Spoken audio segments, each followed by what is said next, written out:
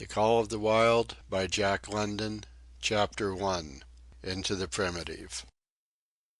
Old longings nomadic leap, chafing at custom's chain, again from its brumal sleep wakens the ferine strain. Buck did not read the newspapers, or he would have known the trouble was brewing, not alone for himself, but for every tidewater dog, strong of muscle and with warm, long hair, from Puget Sound to San Diego. Because men, groping in the Arctic darkness, had found a yellow metal, and because steamship and transportation companies were booming the find, thousands of men were rushing into the Northland. These men wanted dogs, and the dogs they wanted were heavy dogs, with strong muscles by which to toil, and furry coats to protect them from the frost. Buck lived at a big house in the sun-kissed Santa Clara Valley. Judge Miller's place, it was called. It stood back from the road, half hidden among the trees, through which glimpses could be caught of the wide, cool veranda that ran around its four sides. The house was approached by gravelled driveways which wound about through the wide-spreading lawns and under the interlacing boughs of tall poplars. At the rear things were on even a more spacious scale than at the front. There were great stables where a dozen grooms and boys held forth, rows of vine-clad servants' cottages, an endless and orderly array of outhouses, long grape arbors, green pastures, orchards, and berry patches. Then there was the pumping plant for the artesian well, and the big cement tank where Judge Miller's boys took their morning plunge and kept cool in the hot afternoon. And over this great demesne Buck ruled. Here he was born, and here he had lived the 4 years of his life. It was true, there were other dogs. There could not but be other dogs on so vast a place, but they did not count. They came and went, resided in the populous kennels, or lived obscurely in the recesses of the house, after the fashion of Toots, the Japanese pug, or Isabel, the Mexican hairless. Strange creatures that rarely put nose out of doors or set foot to ground. On the other hand, there were the fox terriers, a score of them at least, who yelped fearful promises at Toots and Isabel looking out of the windows at them, and protected by a legion of housemaids armed with brooms and mops. But Buck was neither house dog nor kennel dog. The whole realm was his. He plunged into the swimming tank or went hunting with the Judge's sons. He escorted Molly and Alice, the Judge's daughters, on long twilight or early morning rambles. On wintry nights he lay at the Judge's feet before the roaring library fire. He carried the Judge's grandsons on his back, or rolled them in the grass, and guarded their footsteps through wild adventures down to the fountain in the stable yard, and even beyond, where the paddocks were and the berry patches. Among the terriers he stalked imperiously, and Toots and Isabel he utterly ignored, for he was king. King over all creeping, crawling, flying things of Judge Miller's place, humans included. His father, Elmo, a huge St. Bernard, had been the Judge's inseparable companion, and Buck bid fair to follow in the way of his father. He was not so large. He weighed only 140 pounds, for his mother, Shep, had been a Scotch shepherd dog. Nevertheless, 140 pounds, to which was added the dignity that comes of good living and universal respect, enabled him to carry himself in right royal fashion. During the 4 years since his puppyhood he had lived the life of a sated aristocrat. He had a fine pride in himself, was even a trifle egotistical, as country gentlemen sometimes become because of their insular situation. But he had saved himself by not becoming a mere pampered house dog. Hunting and kindred outdoor delights had kept down the fat and hardened his muscles, and to him, as to the cold-tubbing races, The love of water had been a tonic and a health preserver. And this was the manner of dog Buck was in the fall of 1897, when the Klondike strike dragged men from all the world into the frozen North. But Buck did not read the newspapers, and he did not know that Manuel, one of the gardener's helpers, was an undesirable acquaintance. Manuel had one besetting sin. He loved to play Chinese lottery. Also, in his gambling, he had one besetting weakness, faith in a system, and this made his damnation certain. For to play a system requires money, while the wages of a gardener's helper do not lap over the needs of a wife and numerous progeny.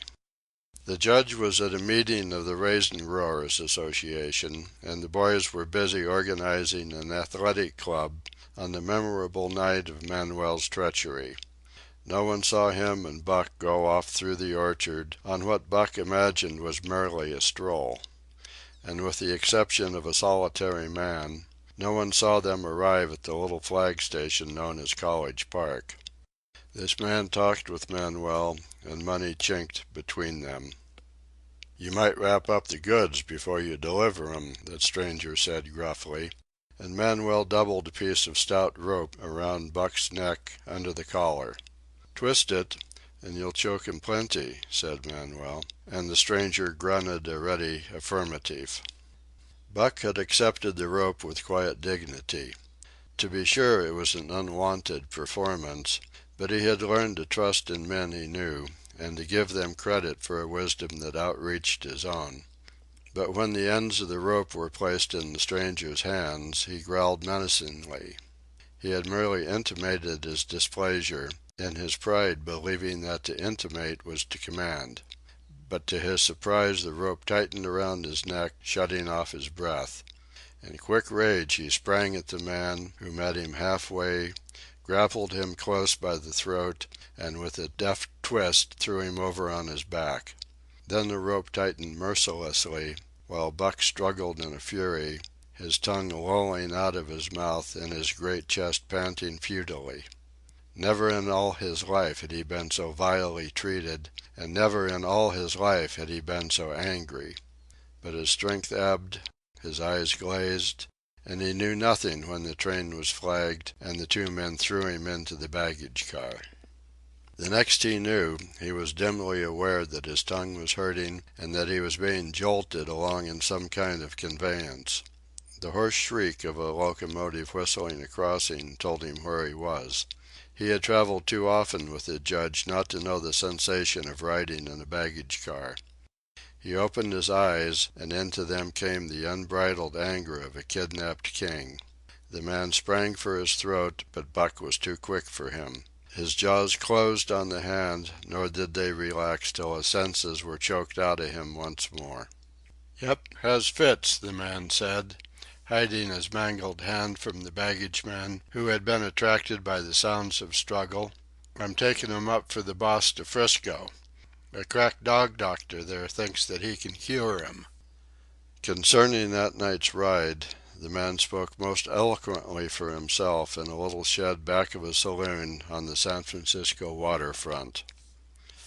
"All I get is $50 for it," he grumbled, "and I wouldn't do it over for $1,000, cold cash."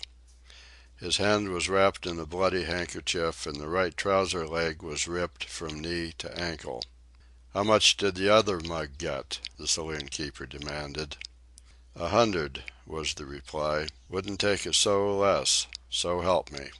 "That makes $150," the saloon keeper calculated, "and he's worth it, or I'm a squarehead." The kidnapper undid the bloody wrappings and looked at his lacerated hand.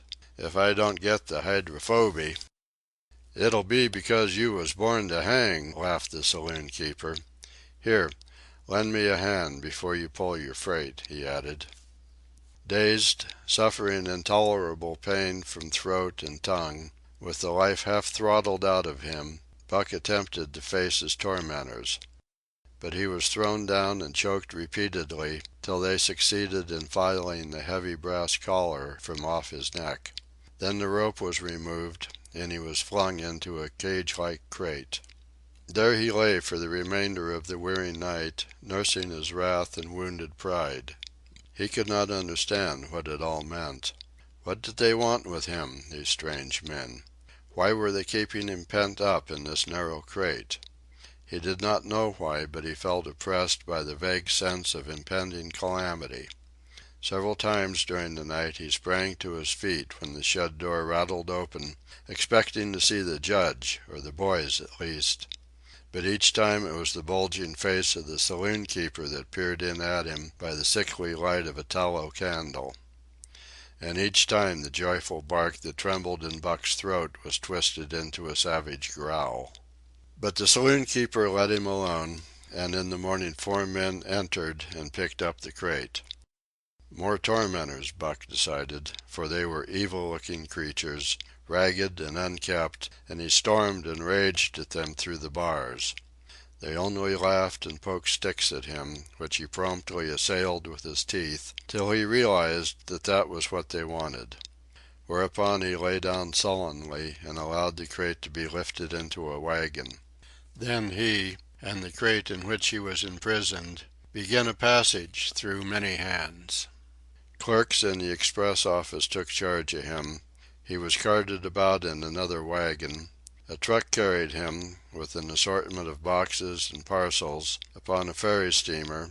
He was trucked off the steamer into a great railway depot, and finally he was deposited in an express car. For 2 days and nights this express car was dragged along at the tail of shrieking locomotives, and for 2 days and nights Buck neither ate nor drank. In his anger he had met the first advances of the express messengers with growls, and they had retaliated by teasing him. When he flung himself against the bars, quivering and frothing, they laughed at him and taunted him. They growled and barked like detestable dogs, mewed, and flapped their arms and crowed. It was all very silly, he knew, but therefore the more outrage to his dignity, and his anger waxed and waxed. He did not mind the hunger so much, but the lack of water caused him severe suffering and fanned his wrath to fever pitch. For that matter, high-strung and finely sensitive, the ill treatment had flung him into a fever, which was fed by the inflammation of his parched and swollen throat and tongue. He was glad for one thing: the rope was off his neck. That had given them an unfair advantage, but now that it was off he would show them. They would never get another rope around his neck. Upon that he was resolved. For 2 days and nights he neither ate nor drank, and during those 2 days and nights of torment he accumulated a fund of wrath that boded ill for whoever first fell foul of him. His eyes turned bloodshot, and he was metamorphosed into a raging fiend. So changed was he that the judge himself would not have recognized him, and the express messengers breathed with relief when they bundled him off the train at Seattle. 4 men gingerly carried the crate from the wagon into a small, high-walled backyard. A stout man, with a red sweater that sagged generously at the neck, came out and signed the book for the driver.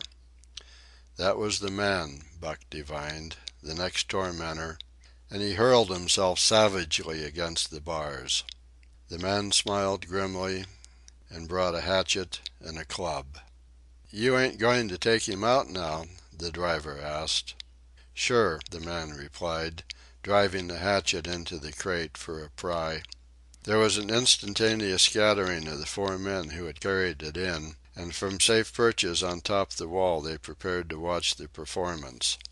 Buck rushed at the splintering wood, sinking his teeth into it, surging and wrestling with it. Wherever the hatchet fell on the outside, he was there on the inside, snarling and growling, as furiously anxious to get out as the man in the red sweater was calmly intent on getting him out. "Now, you red-eyed devil," he said, when he had made an opening sufficient for the passage of Buck's body. At the same time he dropped the hatchet and shifted the club to his right hand. And Buck was truly a red-eyed devil as he drew himself together for the spring, hair bristling, mouth foaming, a mad glitter in his bloodshot eyes. Straight at the man he launched his 140 pounds of fury, surcharged with the pent passion of 2 days and nights. In mid-air, just as his jaws were about to close on the man, he received a shock that checked his body and brought his teeth together with an agonizing clip. He whirled over, fetching the ground on his back and side. He had never been struck by a club in his life, and did not understand. With a snarl that was part bark and more scream, he was again on his feet and launched into the air. And again the shock came and he was brought crushingly to the ground. This time he was aware that it was the club, but his madness knew no caution. A dozen times he charged, and as often the club broke the charge and smashed him down. After a particularly fierce blow, he crawled to his feet, too dazed to rush. He staggered limply about, the blood flowing from nose and mouth and ears, his beautiful coat sprayed and flecked with bloody slaver. Then the men advanced and deliberately dealt him a frightful blow on the nose. All the pain he had endured was as nothing compared with the exquisite agony of this. With a roar that was almost lion-like in his ferocity, he again hurled himself at the man. But the man, shifting the club from right to left, coolly caught him by the under jaw, at the same time wrenching downward and backward. Buck described a complete circle in the air and half of another, then crashed to the ground on his head and chest. For the last time he rushed. The man struck the shrewd blow he had purposely withheld for so long, and Buck crumpled up and went down, knocked utterly senseless. "He's no slouch at dog breaking, that's what I say," one of the men on the wall cried enthusiastically. "Druther break cayuses any day and twice on Sundays," was the reply of the driver, as he climbed on the wagon and started the horses. Buck's senses came back to him, but not his strength. He lay where he had fallen, and from there he watched the man in the red sweater. "Answers to the name of Buck," the man soliloquized, quoting from the saloon-keeper's letter, which had announced the consignment of the crate and contents. "Well, Buck, my boy," he went on in a genial voice, "we've had our little ruction, and the best thing we can do is to let it go at that. You've learned your place, and I know mine. Be a good dog and all'll go well and the goose hang high. Be a bad dog and I'll whale the stuffin' out of you. Understand?" As he spoke he fearlessly patted the head he had so mercilessly pounded, and though Buck's hair involuntarily bristled at the touch of the hand, he endured it without protest. When the man brought him water he drank eagerly, and later bolted a generous meal of raw meat, chunk by chunk, from the man's hand. He was beaten, he knew that, but he was not broken.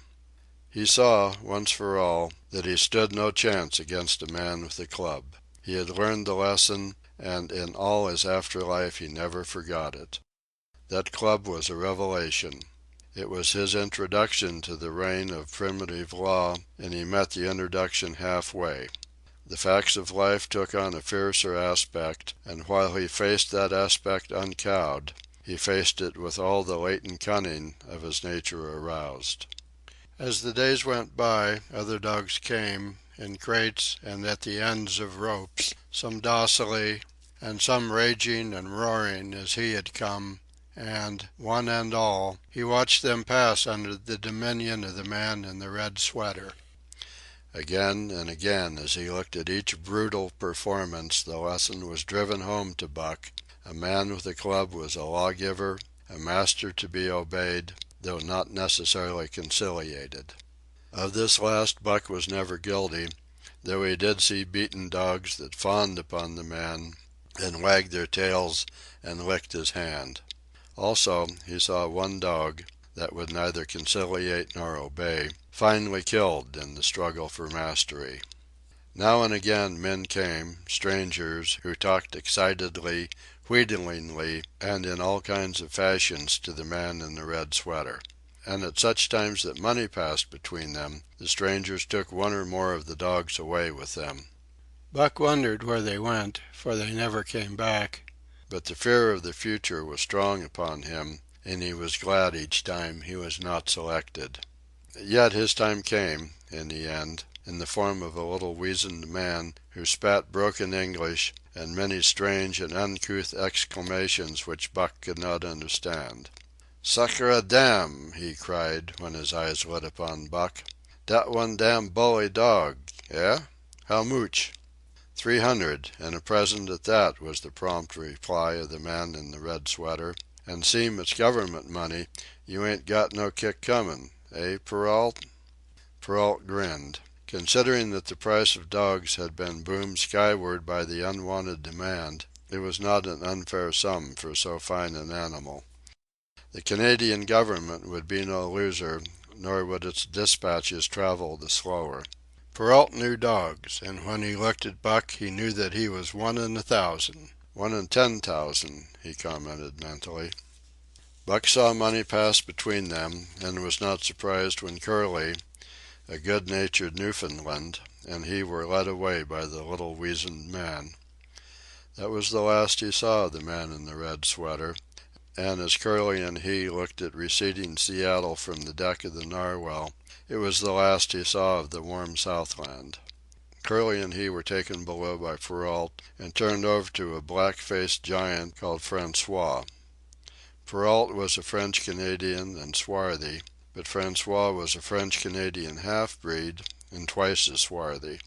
They were a new kind of man to Buck, of which he was destined to see many more, and while he developed no affection for them, he none the less grew honestly to respect them. He speedily learned that Perrault and Francois were fair men, calm and impartial in administering justice, and too wise in the way of dogs to be fooled by dogs. In the 'tween decks of the Narwhal, Buck and Curly joined 2 other dogs. One of them was a big, snow-white fellow from Spitzbergen, who had been brought away by a whaling captain, and who had later accompanied a geological survey into the Barrens. He was friendly, in a treacherous sort of way, smiling into one's face the while he meditated some underhand trick, as, for instance, when he stole from Buck's food at the first meal. As Buck sprang to punish him, the lash of Francois's whip sang through the air, reaching the culprit first, and nothing remained to Buck but to recover the bone. That was fair of Francois, he decided, and the half-breed began his rise in Buck's estimation. The other dog made no advances, nor received any. Also, he did not attempt to steal from the newcomers. He was a gloomy, morose fellow, and he showed Curly plainly that all he desired was to be left alone, and further, that there would be trouble if he was not left alone. Dave, he was called, and he ate and slept, or yawned between times, and took interest in nothing, not even when the Narwhal crossed Queen Charlotte Sound and rolled and pitched and bucked like a thing possessed.